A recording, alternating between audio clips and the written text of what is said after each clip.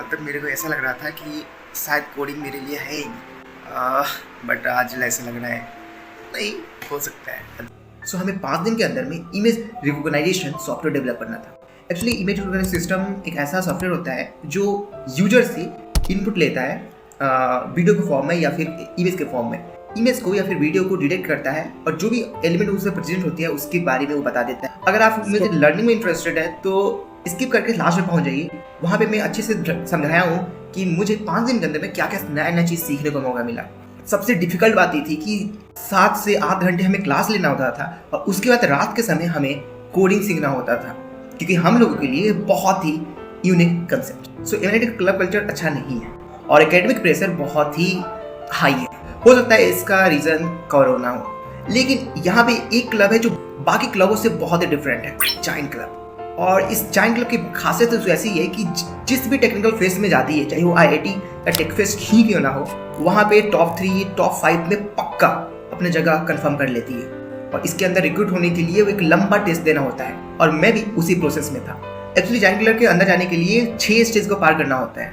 First stage start होता है aptitude test से, उसके बाद वर्कशॉप कंडक्ट किया जाता है, उसके बाद हमें कोई एक सॉफ्टवेयर डेवलप करना होता है, उसके बाद हमें डिफरेंट टाइप के रोबोट को डिजाइन करना होता है और उसके बाद होता है ग्रुप डिस्कशन एंड देन होता है इंटरव्यू। सो ये लंबा प्रोसेस रहता है जिसको कंप्लीट करने में अराउंड 1 मंथ का टाइम तक पक्का लगता ही लगता है। सो स्टार्टिंग हुआ 1 अप्रैल से। 1 अप्रैल को एप्टीट्यूड टेस्ट हुआ जो काफ़ी डिसेंट गया। उसके बाद वर्कशॉप कंडक्ट किया गया था जायंट क्लब द्वारा, जिसके अंदर हमें बहुत सारी चीज़ के बारे में सिखाया गया, जैसे पीसीबी डिजाइनिंग, ऑटोकैड के बारे में सिखाया गया, कैड के बारे में सिखाया गया और डिफरेंट मॉडल के बारे में सिखाया गया। 16 अप्रैल को मेरे को मैसेज आता है कि you are selected for the round third. और उसके बाद मेरे को एक लिस्ट मिलता है 10 प्रोजेक्ट का। 10 प्रोजेक्ट में से किसी एक प्रोजेक्ट को सेलेक्ट करना था और उसके ऊपर वर्क करके 5 दिन के अंदर कंप्लीट करना था। मुझे लगा कि इमेज प्रोसेसिंग सबसे यूनिक दिख रहा है, तो क्यों ना इसे ट्राई किया जाए और हो सकता है कि फ्यूचर में आगे चल के इसके ऊपर मैं एक्स्ट्रा काम भी करूँ। बट मैं नहीं जानता था कि मेरे लिए बहुत ज़्यादा हैक्टिक होने वाला है। टारगेट ये है कि मुझे एक इमेज रिकॉग्नाइजेशन सिस्टम को बनाना है, यानी कि गूगल लेंस का जब यूज करते हैं वैसे कुछ सिस्टम मेरे को 5 दिन के अंदर में मेरे को बनाना है फ्रॉम स्क्रैच। और मेरे को लैंग्वेज के नाम पे पाइथन आता है, C++ आता है, मशीन लर्निंग के नाम पे कुछ भी नहीं आता है। सो देखते हैं बन पाता है कि नहीं बन पाता है। फर्स्ट दिन मैं काफ़ी हद तक कुछ कोडिंग समझ पाया था। सो मैंने फर्स्ट दिन लिटिल बिट ओपीसीबी के बारे में समझा और इमेज इनपुट और आउटपुट के बारे में समझ पाया।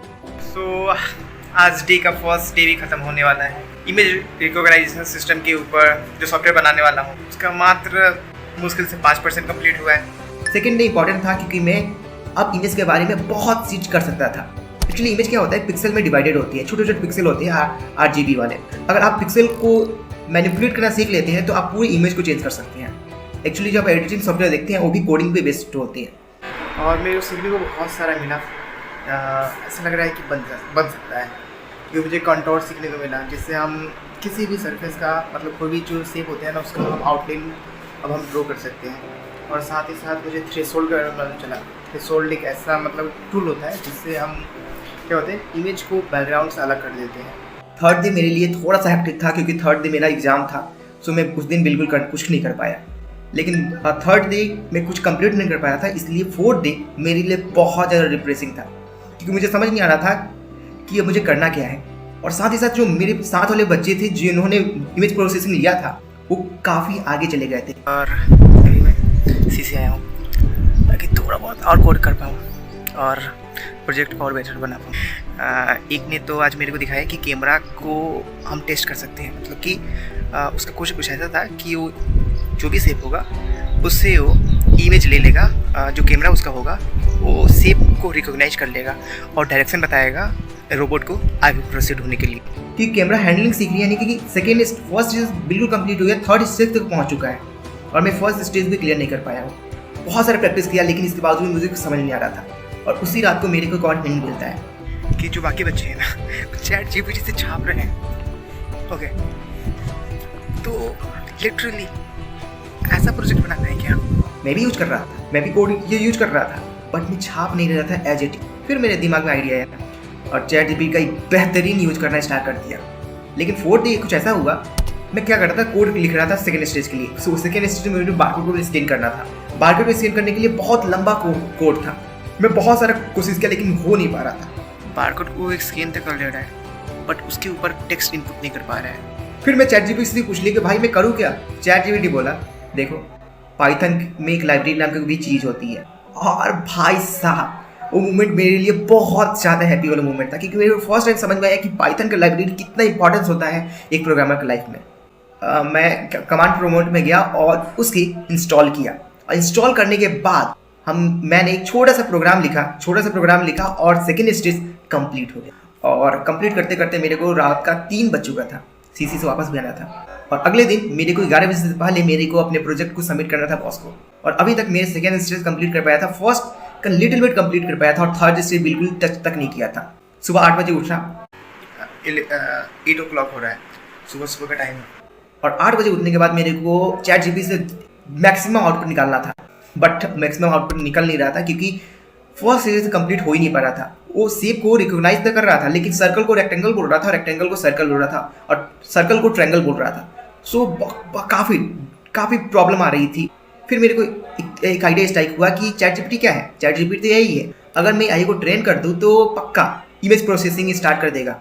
गिग फॉर गिग से इनपुट लिया और चैट जीपीटी में डाला और बोला इसे लर्न करो और सेम मेरे को आउटपुट दो लेकिन अब वीडियो कैमरा से इनपुट लेना है ना कि इमेज से इनपुट लेना है।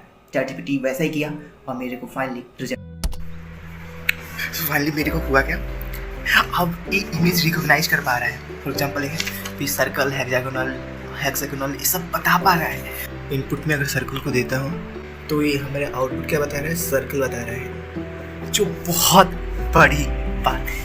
इसके बाद थर्ड स्टेज में मैं काफ़ी हद तक इम्प्रूव तो कर लिया था। 2 शेप के बीच में मैं लाइन ड्रॉ कर लेता था, बारकोड को भी स्कैन करके डेसिमल में कन्वर्ट कर दे रहा था, लेकिन जो बोर्ड था वो आगे मूव नहीं कर रहा था, ना ही लेफ्ट मूव कर रहा था ना ही राइट मूव कर रहा था। और टाइम हो चुका था, 11 बजने में अराउंड 15 या 20 मिनट कम था। सो मेरे पास ज़्यादा टाइम नहीं था। सो मैंने बोला दैट्स अब मैं सबमिट करता और सबमिट करता। हुआ क्या, शाम को फिर से रिप्लाई आता है, you are also selected for the round 4 में 2 स्टेज था। फर्स्ट स्टेज था कि आपको मॉडल डेवलप करना है, मैनुअल और ऑटोनोमस बोट का मॉडल डेवलप करना है। और 5th स्टेज में था ग्रुप डिस्कशन, दोनों में पार्टिसिपेट किया दोनों का। और लास्ट राउंड बचा हुआ है वो इंटरव्यू राउंड, और इंटरव्यू राउंड कल है, शूटिंग आज हो रही है। और मुझे लगता है कि शायद हो सकता है, लेकिन अब 30 बच्चे ही बचे हुए।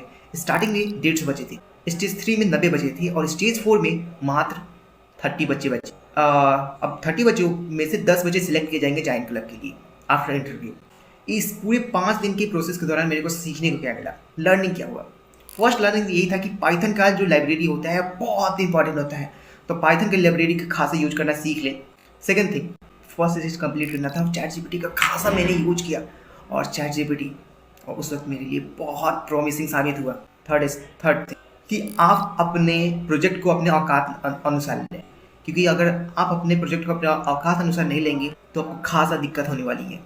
लेकिन अगर आप बहुत हार्ड प्रोजेक्ट ले लिए और किसी तरह मैनेज कर लिए तो आपकी लॉटरी लगने वाली है, क्योंकि आप बहुत कुछ सीखने वाले हैं उस प्रोजेक्ट से। सो ट्राई करें कि हार्ड लें, लेकिन काफ़ी एनालिसिस के बाद तब जाके प्रोजेक्ट को टफ वाले प्रोजेक्ट को चूज करें। फोर्थ थिंग कि लाइफ में कभी भी एंडिंग नहीं होती है। सो जब भी एंडिंग स्टार्ट हो रही है मतलब कि वहाँ से एक नया डोर स्टार्ट होने वाली है, तो always look for that door. लोग तो कहते रहेंगे, अगर आप अच्छा भी करें तभी कुछ बोलेंगे, नहीं अच्छा करें तभी बोलेंगे। बस आपका काम है कि सिर्फ काम करें, रिजल्ट